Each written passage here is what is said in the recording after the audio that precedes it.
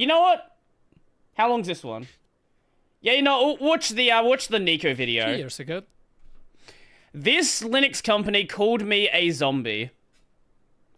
I am aware of some of this story. This is about Malibu, the guys who are just banning countries. But I don't know the entirety of what happened here. So I guess, let's check it out. 2 years ago, I was contacted by a company called Malibu. They were interested in a sponsorship where I would simply put their link in the video description and get Pretty paid normal. for it. I did a quick background check and they seemed like a proper Linux hardware manufacturing company. I said I would be happy to shout them out in the video too, and they agreed, and we agreed on a price. So initially things seemed to be going pretty well. They did decide that my specific demographic wasn't that appealing to them and that they would thus sponsor only one video per week, which I think is reasonable. However, one day I made a mistake. I changed my publishing schedule last minute, which meant switching the description sponsorship from one video to another, and what I did not notice is that towards the end of the video that I chose to be sponsored, I said this video is not sponsored, which is a big mistake on my side. And Malibu did notice. This is the sort of mistake that I can quickly fix through the YouTube video editor. I prefer to directly end our partnership without enough context for me to even What an insane thing. Like, you made a mistake, you said the video wasn't sponsored, we're gonna immediately end the sponsorship. To be fair, the guy who runs Malibu sales, who's also the CEO, who's also every other role in the company, he does seem, you know. Realized the mistake. They also told me to bill for the GNOME video as usual.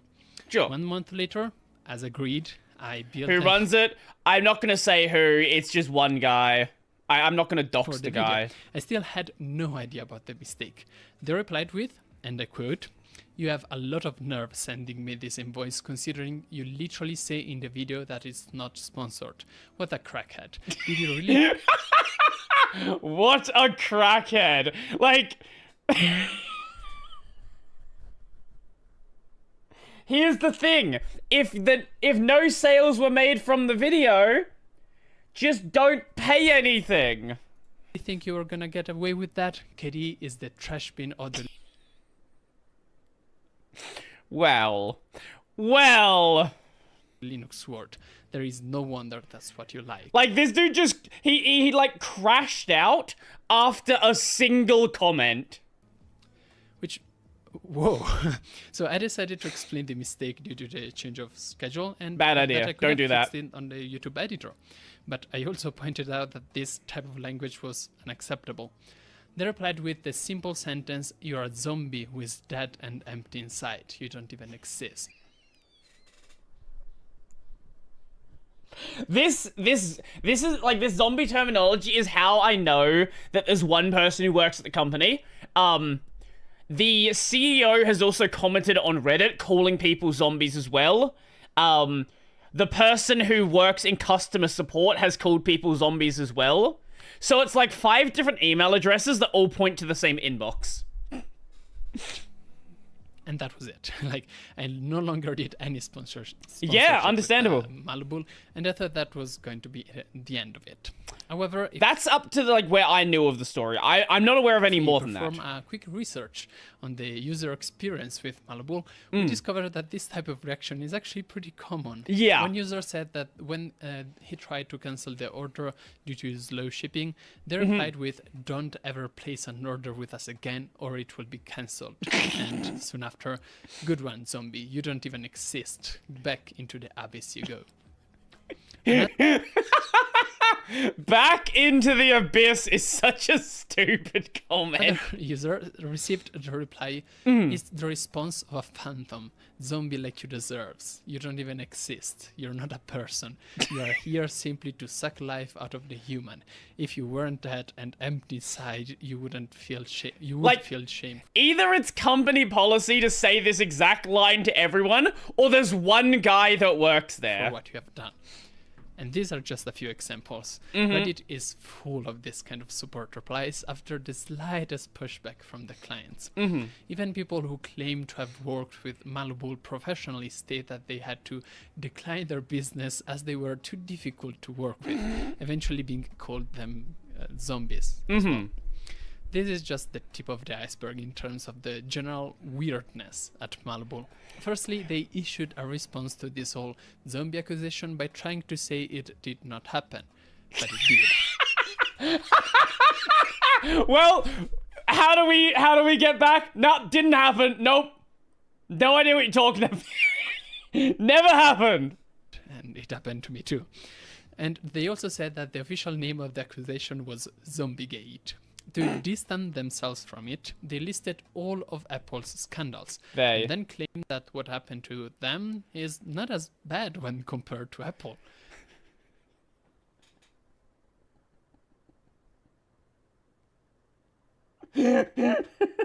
Wait, so his reason for why it's okay to go and call your customers zombies and tell them to go back to the abyss is Apple did worse. And I absolutely love their closing statement here. Our commitment to tirelessly support our customers, zombie, ghost, or otherwise, while maintaining a level of integrity befitting the smallest scandal possible. After all, the abyss awaits us all, but here at Malibu, we'll send you there. Have they banned Australia yet? Sadly, no. I can't help but laugh to think that the person replying to the emails with insults is the very same person that approved this text. Maybe wrote it. As another example, due to a discussion with Coreboot that we'll later focus on, they have decided to ban the entire country of Germany from their services. They banned Germany. Due to, by the way, the actions of a single person there. Oh, and they also banned Austria and Liechtenstein because you really struggle with that one. They're also Germany somehow. They no, the reason why they were banned is I believe 9 Elements had employees in Austria and Liechtenstein. I think that was the dumb logic they used. Because they're also Germany, somehow. They also don't ship to California due to regulations impacting small businesses there. That's understandable. California hates companies. They also don't ship to Colorado due to the actions of Jeremy Soller. They also don't ship to Maryland due to the actions of Matt DeVillier. And they also don't ship to Poland due to the actions of Piotr Kroll.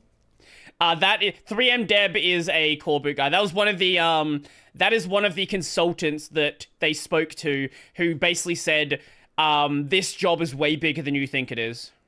They also refused to ship anything made by AMD due to, again, Matt DeVillier. Who's not even like an important employee at yeah, obviously he works there, he does work there, but like he's just like a guy on the AMD payroll. Or, I just can't stop now, in their terms and conditions, it specifically says that you cannot use Chrome to access their website, nor can you use Gmail to create an account in it, nor can you use a Pixel phone to access it, nor use the Android operating system to view it, or any other product. Things that are completely unenforceable and aren't even enforced anyway. In Google search. Except maybe the Gmail thing. You could like filter out Gmail accounts for like account sign up. Literally cannot use Google search to open their website according to their terms and conditions. Wait, I'm sorry, what? Including but not limited to Google search. You can't Google search the site. What? And if you are found to use any of these technologies, your account will be terminated without notice. And oh, by the way, all the same applies to Apple. You can't access the website through Safari, an iPhone, or a MacBook. So 90% of the world can't access it in a normal way? Yes.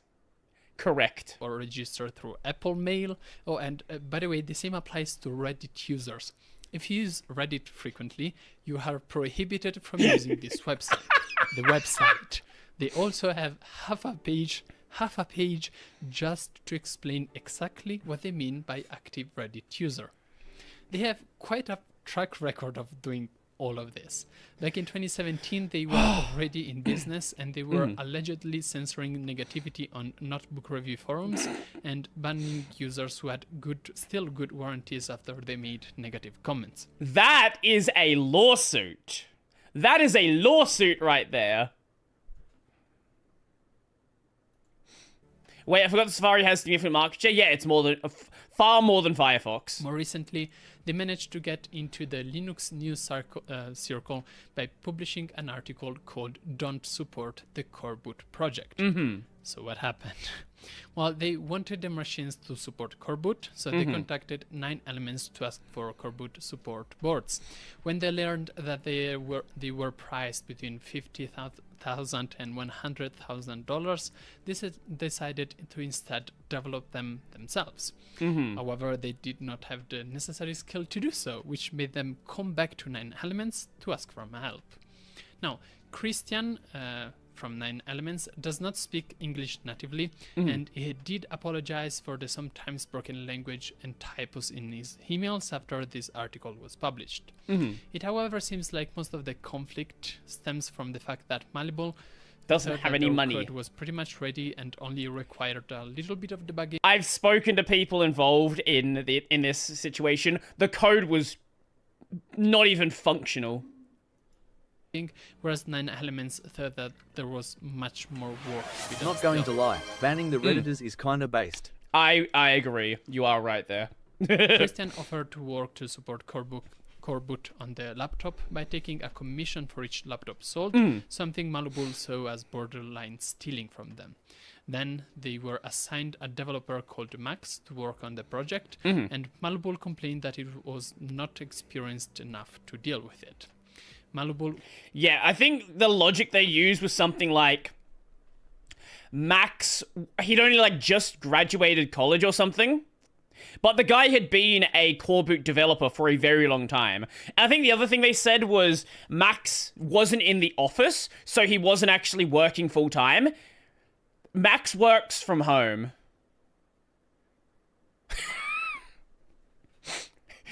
He's a developer that works from home. Wow, what a crazy concept. I've never heard of this before. Apparently the Malleable guy hadn't. Was also asking for updates on what it seems to be at an unreasonable pace. You can see it on their own article as they point out that several more days passed without updates. This was also later confirmed by 9 Elements. They started accusing Max of not working at an actual full-time rate, but only a few hours, and they asked for another developer to be working on the project. Mind you, by now, there was still no contract with 9 Elements, and Malleable had not paid them anything. Yep. Eventually, Christian got fed up and decided to end the collaboration. They sent back. Honestly, I would have gotten fed up on the first day, because all of the Coreboot people talk. So I'm surprised that he even tried to take the job to begin with. Test hardware they were given, and they did not charge anything to them. Manuel then tried to collaborate with a second contractor company called 3MDEP.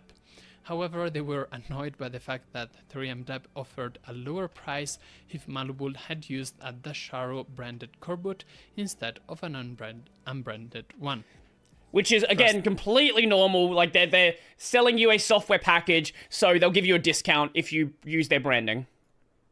Malleable seems like their stuff is rebadged clever. It is, yes. Completely ignore their quote, which was $33,000 for the Dashar Coreboot and $66,000 for unbranded, and asked to pay $150 an hour with daily updates. Daily updates. I do admire how 3MDEP managed to stay professional in their reply, where they pretty much said, "We don't do per hour contracting. We've sent you a quote.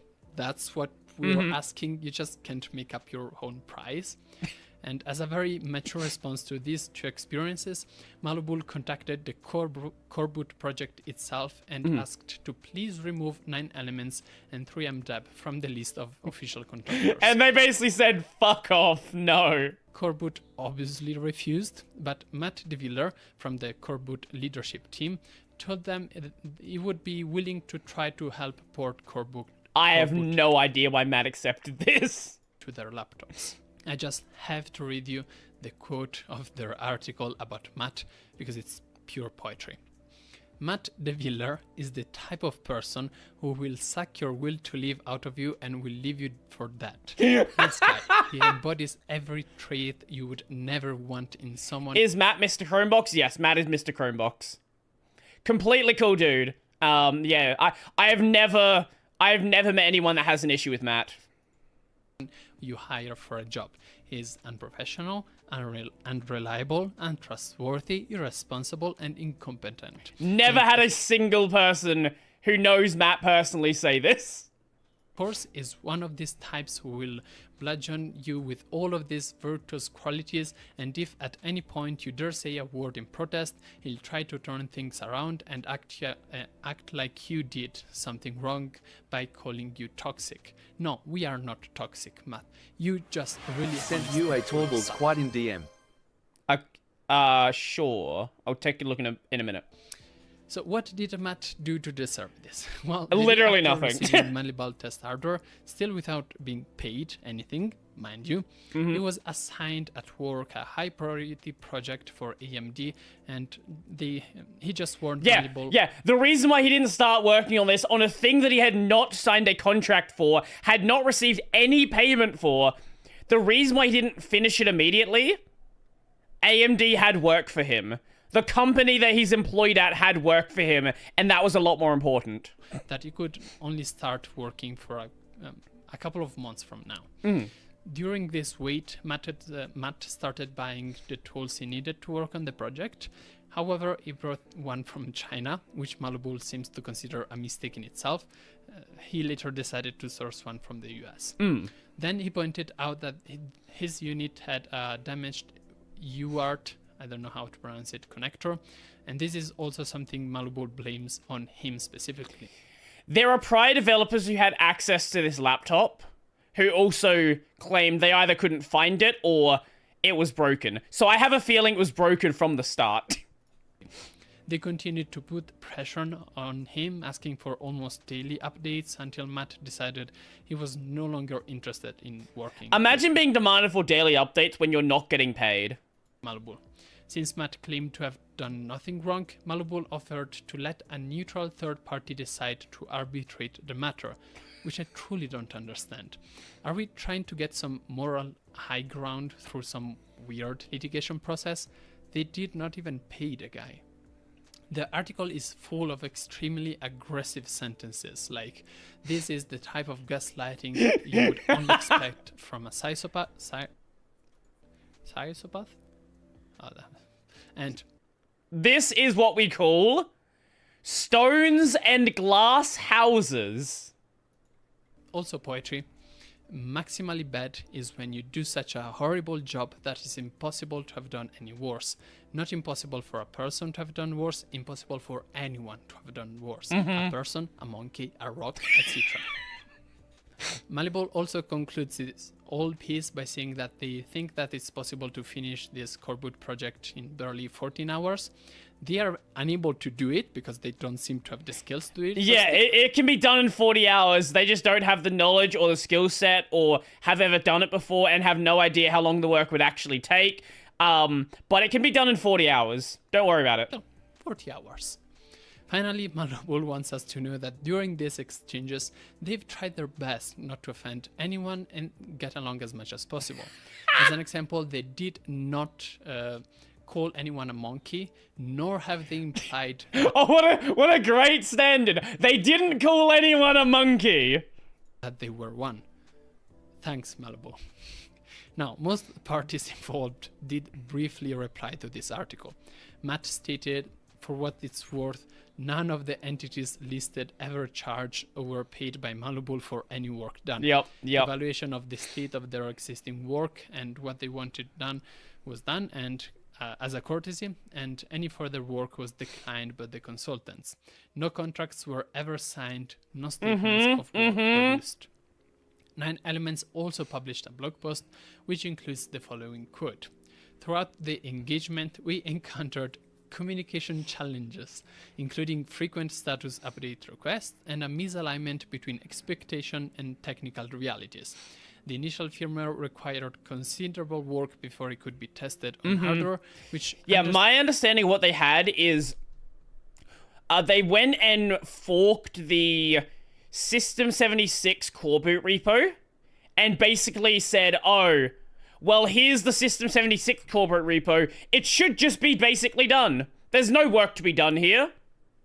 Not acknowledging the fact that the System 76 repo was for the System 76 laptops, which they are also a white book reseller as well. I don't remember which company they work with, but like it was for that hardware, not for this hardware. So there was a lot of work that still needed to be done. Understandably caused some delays. Unfortunately, during this period, the tone of communication from Malibu became less constructive. That's one way to put Now, it. I would like to know about who's behind Malibu and what's happening within the probably single-person company. However, I have not... Again, I am aware of the person who runs the company. What I will say is there are people in the Coreboot project who have done some digging and have found the state the guy is in and kind of know a bit about him. To the best of my knowledge, there is a single person who works here. Not found any information about that except the name of the person. So if you have any, just please feel free to contact me. I do fear that by publishing this video, I might get the entire country of Italy banned from them. Good. Good. He's going to run out of countries eventually. I believe it's a risk worth. See if you can get the EU banned. That'll be funny. Thanks everybody for following, and I will quickly remind you that you could have read this article as an article instead of watched a video on thelibre.news, where I publish all of these videos as articles. You can also subscribe, and you can also make sure that I keep doing video with a donation to Patreon, Ko-Fi, PayPal, LibrePay, and so on. Oof. What a video. What a video. I won't get sued, will I? I didn't get sued, so you're probably fine. He is in America, so suing you would be a problem. Suing you would be a problem. Oh my god. What a stupid situation.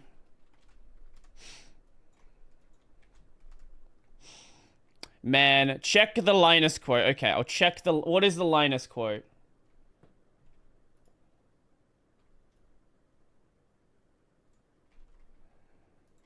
Okay, what is this? So this is from 2012 Linus. This is still fun Linus. Okay, this needs to be fixed. Suggested fix, just use secprintf interfaces which do proper buffering and allow any size reads of various packetized data. Of course, I'd also suggest that whoever was the genius who thought it was a good idea to read things one fucking byte at a time with system calls for each byte should be retroactively ported. Jesus. Who the fuck does idiotic things like that? How did they not die as babies, considering they were likely too stupid to find a tit to suck on? Oh my god. Okay, for any of the people that think Linus is mean today, Linus is super chill today. Yeah, Linus might tell you your code sucks. Yeah, sure. But like, Linus doesn't speak like this anymore. Anyone who says Linus is mean is fucking delusional. This is Linus being mean.